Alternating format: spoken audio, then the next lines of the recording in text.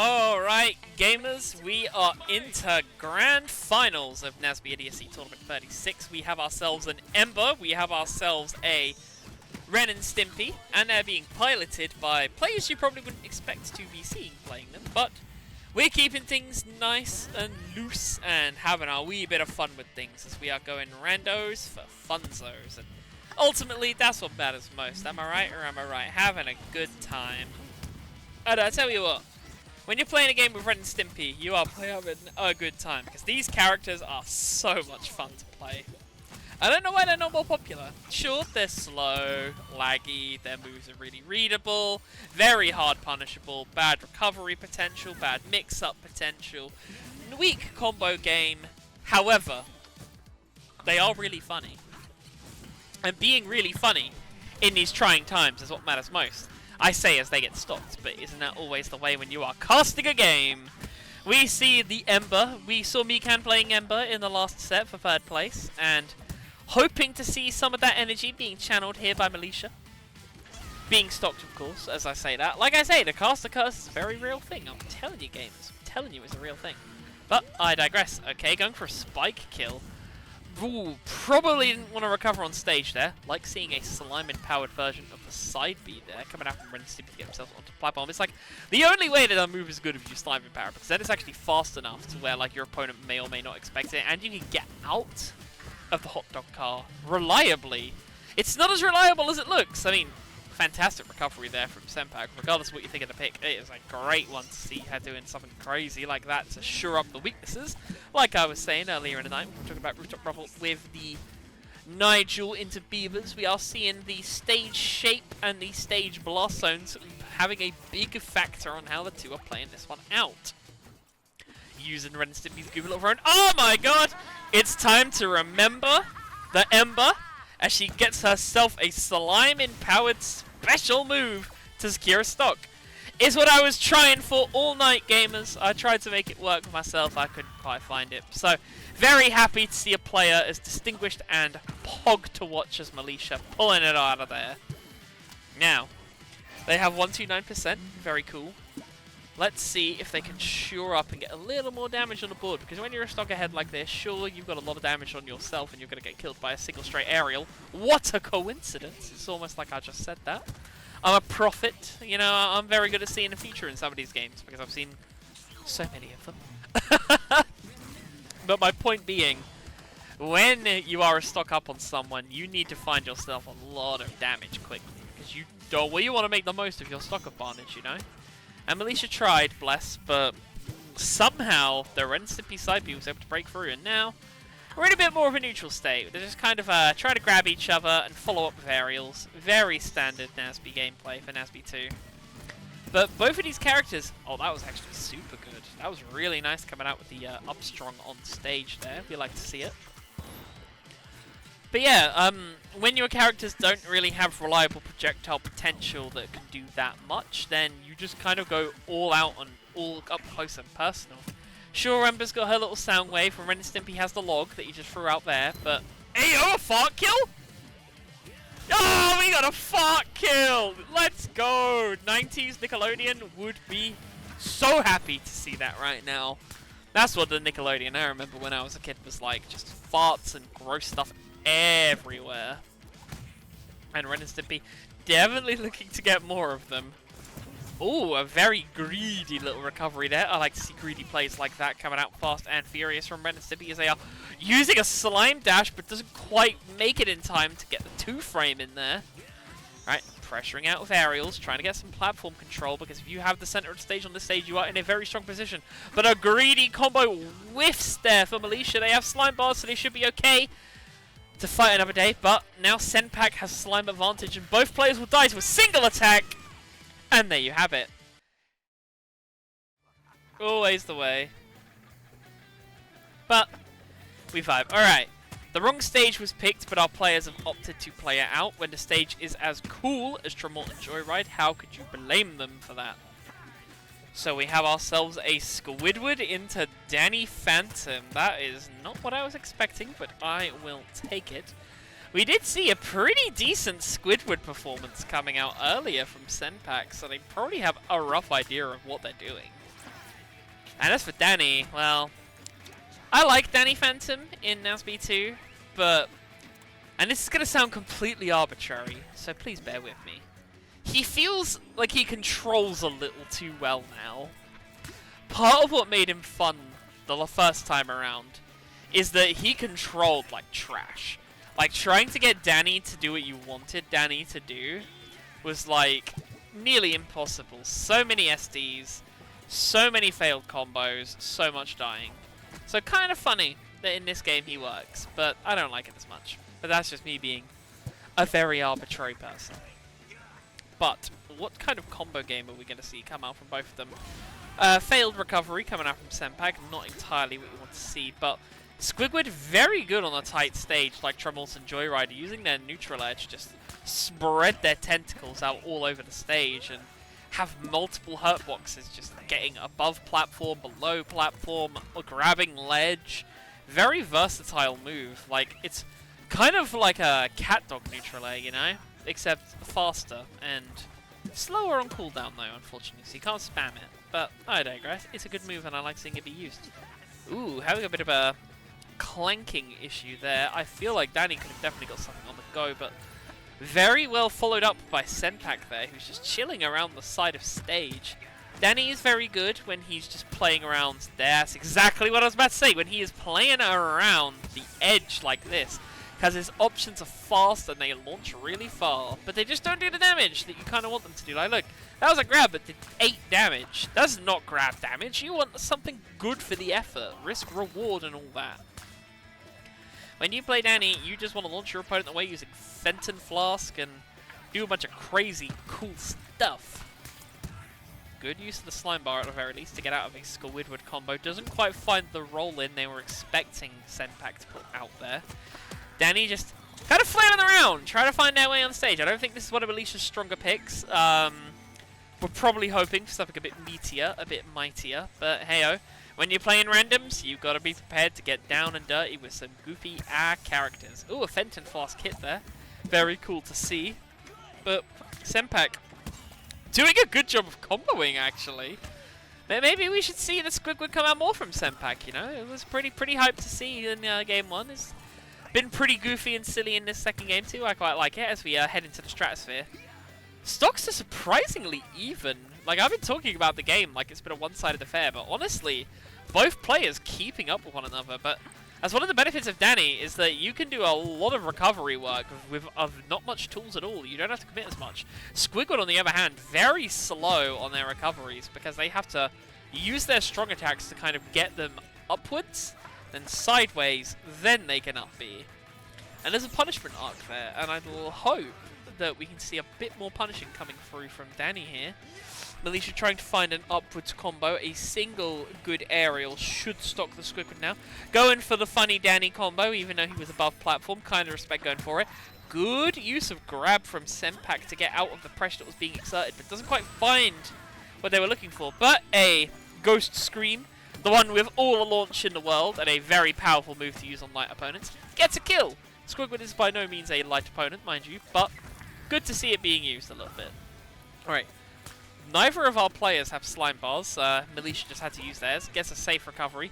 Punishing with a throw, but not quite finding the follow-up damage because the platforms move them away. That is the danger of playing on Tremor and Joyrider. Sometimes the platforms are in your favor, sometimes they are not.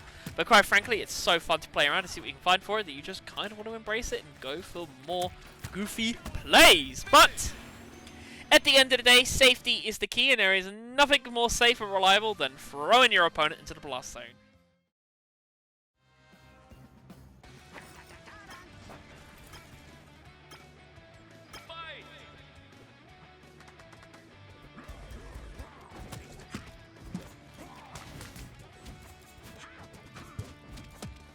Alright, there we go.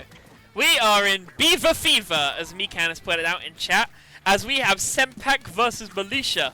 But, wouldn't you know it, Militia has given up possession of their beloved Reptar pick and is now playing the Beavers. Oh, I kind of feel the platform could have saved Senpac there, but didn't quite find it. It has been pointed out in chat that because I had Tremorton Joyride selected earlier, that might be why we had it appear here, so apologies. But, you know, it keeps things fun. I want to see how this goes. Because I think this is a very good matchup for Beavers. Reptar has the power, as I'm sure we all know. Reptar can do some crazy stuff if they get a tiny bit. You know, you give the man an inch, he'll take a mile. That's the expression, right? But Beavers, they can just do so many dumb things on stage by buffering the other Beavers to do projectile attacks. They can just hit stun the heavy bodies by using a lot of their lighter attacks. Will it do a lot of damage? Maybe not. Will it just keep Reptar wishing they had like 2 bars of... Oh! I was about to say wishing they had 2 bars of slime, but they use one there for a pretty sick looking aerial combo. They take their life for the privilege of it, but damn did that look good. I'd like to see Militia playing around that ledge a little bit more against the Reptar. Because while you do have the risk of being blown up, you can blow the Reptar up back in and just get him to the blast zone, you know? Like, limited recovery potential. If you're not very experienced on Reptar, it can be difficult to utilize the character's recovery tools. Probably going to stock from this. Doesn't quite. Didn't even need to use... Oh! Mo! Oh! Militia! Ain't no way! That was actually amazing. That's gonna kill. There we go. As even as it could be. 0% 2 stocks aside. Who's gonna cinch their way through this one? I agree with chat that this one may be a little bit more Beaver favored, but I feel that has to come with a little bit of a caveat of just understanding how to play the Beavers into the matchup. But mercifully, well, most people would shudder under the great weight of these expectations. I'm quite confident that my dear friend Militia here has got it in the tank to do some serious damage. If they hadn't have used their recovery for a combo and then missed ledge. It happens, gamers, it can happen. The ledge isn't always where you expect it to be, you know. We've all been there. All teetering. Could it result in the stock? Not quite, as Reptar is a very heavy, Oh! No, that hits below ledge? Oh, I don't know if that's a Reptar specific thing, but that is very punishing.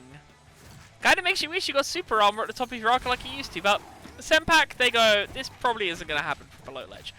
It's an issue that you have to deal with sometimes. Your recoveries just aren't always what they need to be in order to get you a win in the game, but now we're starting to see the Beaver Cyclone take effect. A nice 50 damage almost found by Militia there. Ooh, risky slime bar usage coming out from Senpac there, but good shield pressure coming out. I was about to say low tier Rob, but that is not low tier Rob. That is high tier Militia as they get a win on the board. 2-1 in this grand finals. My god, let's go! We got Tremorton again. Oh my god, why is it like this? Why is it like this? Maybe this time we reset it. Maybe this time. Oof.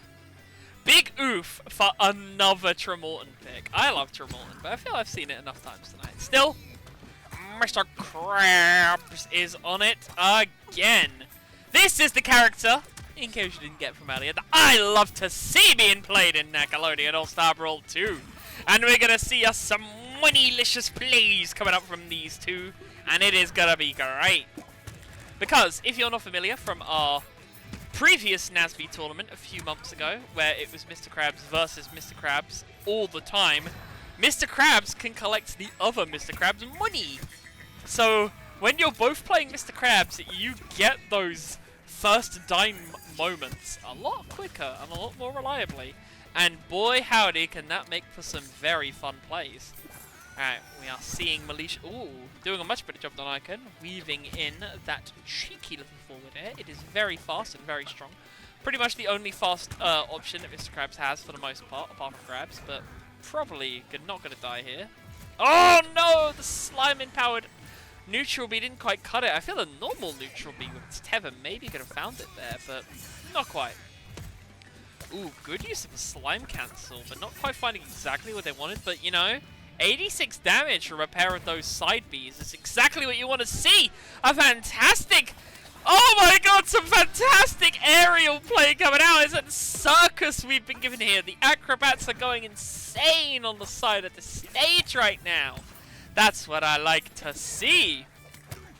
Alright, getting in some punches, some normal jabs. Mr. Krabs' jab block is quite effective, and using that light neutral below ledge is also quite good at catching people who have to tether their way up where they are defenseless and weak on the recovery game. Trying to get a sledgehammer, pretty greedy. Money bag, usually a safer option, but, you know, is it the cooler option? I would argue no. Alright, Senpac's gone digging for gold. He is halfway through that meter.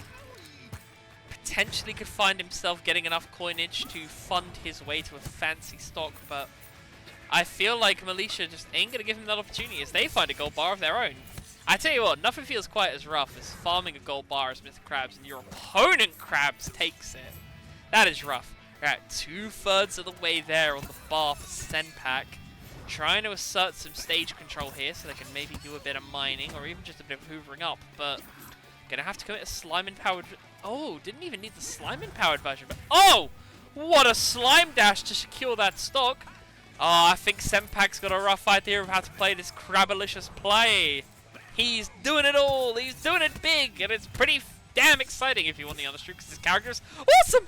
Oh my god, it didn't work. That was about to be a highlight. That was about to be a YouTube highlight. Oh my god, that was about to be sick.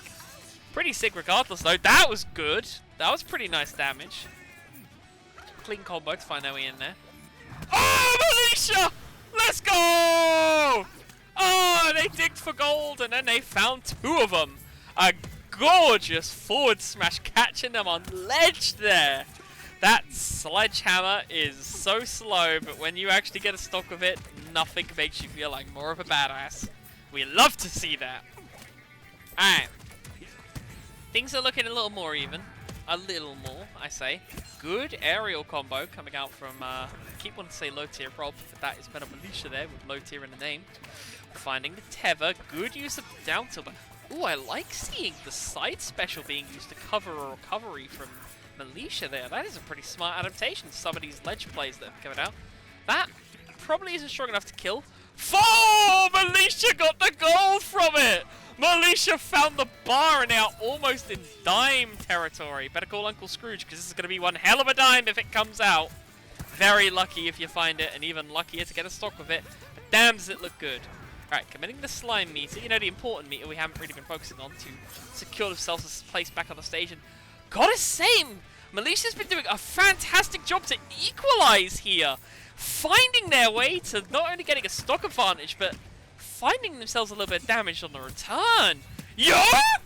Oh, they recovered as well. They recovered as well. These two are so hype. Alright. Just trying to find those forward airs. Maybe playing it safe. This close to finding that dime, though. Are we sure we don't want to see a little bit more money spewing out? That's not a good kill option, that throw, unfortunately. Mr. Krabs doesn't really have very good kill throws, but good for combos. And, you know, if your opponent walks into a forward air and takes away all of that hard-earned money that you were farming, then I guess that it's just going to happen there. But Senpac, dangerous recovery, finds it by recovering high. Thank goodness. That could have been a very, very blistering way to lose and go to Silver Scrapes. But Militia wants Silver Scrapes. I hope they can find it because they are being comboed pretty handily right now by Senpac. With expert use of the sword, this might be too much of a distance to close. Ooh, just about finds it, using a fully charged side strong in air to get out. Alright. Oh no! Oh, the tether was risky and it did not pay off, but thankfully not killed for the privilege of attempting it. This might be it. There could be a pretty good forward air coming out here from Senpac. Doesn't quite want to risk it. Oh, they both recover as well. Oh my god! Oh, that was such a good dash to ledge by Militia to live that there. They're both getting silly. I love seeing them getting silly. This is fantastic. Alright. Go for some aerials. We like. Very safe. Risky to be going for a smash attack. I would do it. Oh! Finds the sledgehammer, but it doesn't even kill at 100. Alright. Keep it away from platform. Using a couple of fairs. Getting a throw. Just want to get that pressure to try and trap him with a forward air. Finds one. Are they going to find another one? Oh, they find the neutral air. Gets good damage. That should kill!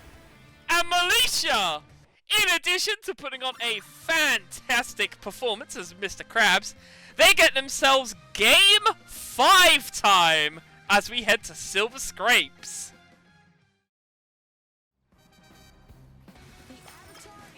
Alright, even though I deselected every single one of my stages, we are back once again from Morton Joyride as we find ourselves in Game 5 of Grand Finals. Silver scrapes, indeed, as Senpac is out here playing Aang. Or is it Aang? I'm not sure. Maybe I should consult that live-action movie to find out. Going up against another set of Angry Beavers. There has been a lot of Angry Beavers tonight, I should say. Aang was playing it. We've seen a couple of plays get it in the random. It's a good character. It's a great character. So really fun to see them be used and utilized. This is going to be one of them aerial matchups. If you're familiar with... if you're familiar with Garfield, then you've seen that recovery fail before on him as well. It happens a lot. But what I was going to say... is if you're familiar with Dash Air Fighters, like your Marvel vs. Capcom, your Skullgirls, and so on and so forth, this game is going to look a lot like that in NASB form, which is exciting because I like NASB. So, we are going to see a lot of these guys just kind of going for straight aerials because they have good aerial combos. They can go for one aerial, go into another, kind of like that one right there, incidentally. Probably won't recover, definitely didn't recover, finding themselves a place in the blast zone for that one. And now, stocks are even, damage most certainly is not, and Senpac is probably kicking themselves for that mistake they made earlier, but we ball, we vibe, we do what we have to do.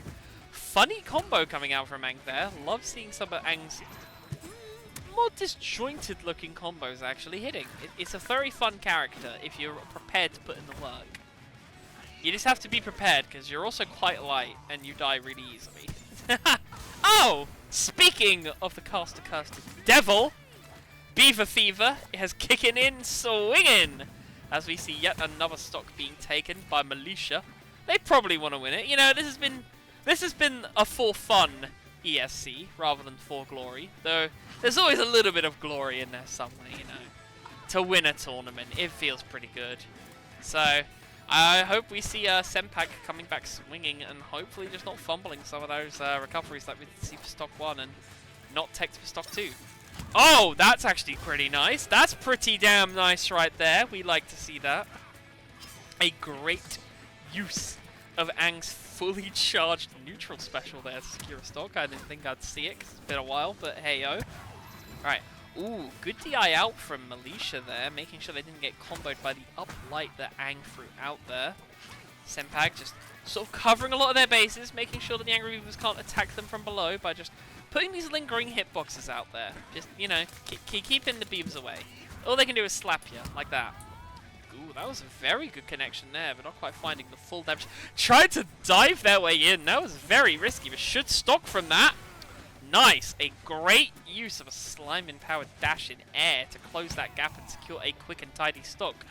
Aang should be able to recover from this unless Militia has a recovery killer in the bag, which they don't seem to have.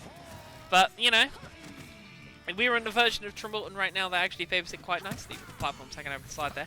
Good use of Slime Meter to survive that. I think this is enough damage so you can play around and get a little bit more combo in. And Senpac definitely proving that it was worth investing the bars by getting 35 damage. Hopefully he can get a little more. 47, 59, 67, 77 out of stock! Ooh, fantastic DI coming out from Militia there. Militia, they are in a very dire strait. I hope they can find their way back into this one because it would be a shame to see it fail. After such a good performance, the runback's almost there. Oh, didn't quite find the ledge on that one. Final stocks. This is our final round. And, oy vey, is this a difficult one to win for both of these players. They're very good characters at just getting in and getting a lot of damage off really quickly. But Aang's, I feel, kill a little bit more. Norbert and Daggett, bless them, they're more about just punishing your opponent with a poke and then doing a big chunky move. Whereas Aang, he can combo. And are we going to see one here? Don't quite see one there. Thankfully, spaces out the recovery, so it was not an SD. An SD would be the worst way possible to end this night. I hope we don't see one. I want to see a combo, or at least a hit. So, the recovery comes in from Militia. Very nicely done. Slime-empowered combo there. They were never probably going to get the second bar anyway, so I like seeing it invested to try and get a little bit more space in this set. Good dash out from Senpac. Should be able to connect to aerial here to win the game. And they do. Ladies and gentlemen, everyone else in between and beyond, I would like to present to you your champion for ESC 36. Give it up for Senpac! Whoop whoop! GG, well played.